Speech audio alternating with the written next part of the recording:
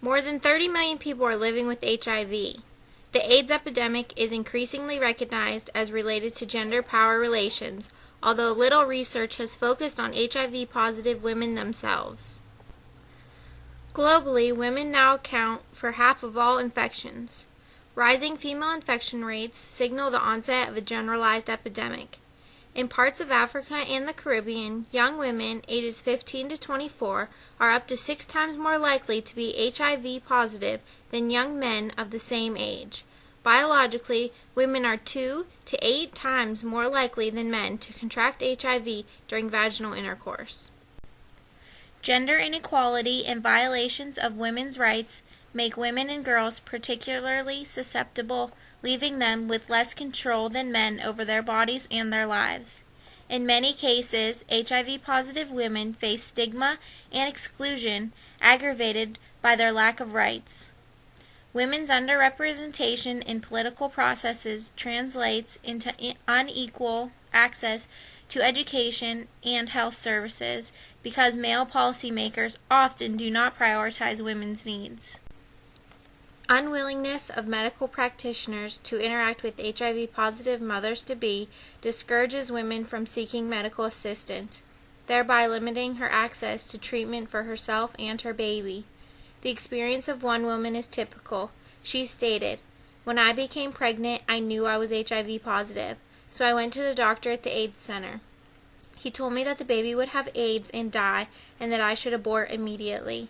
He told me that I would die soon too, so that I would not be able to care for my baby.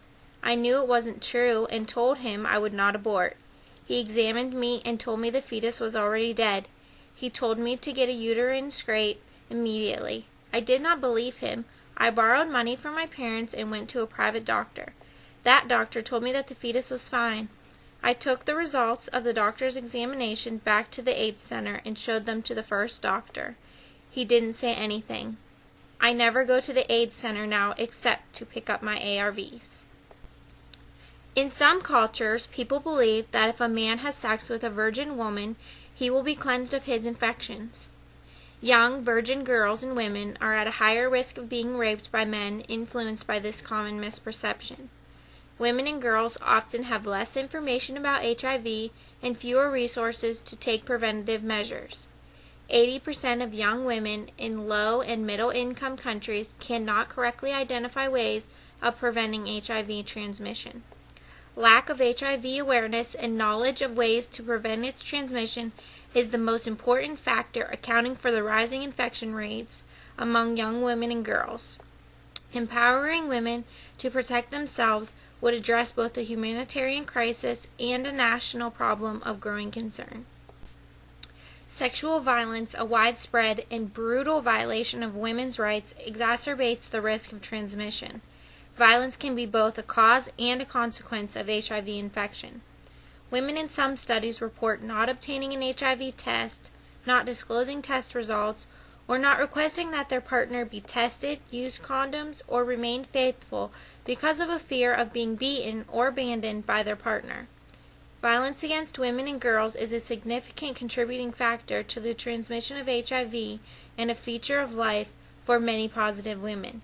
In India, some 90% of women living with HIV said they were virgins when they married and had remained faithful to their husbands.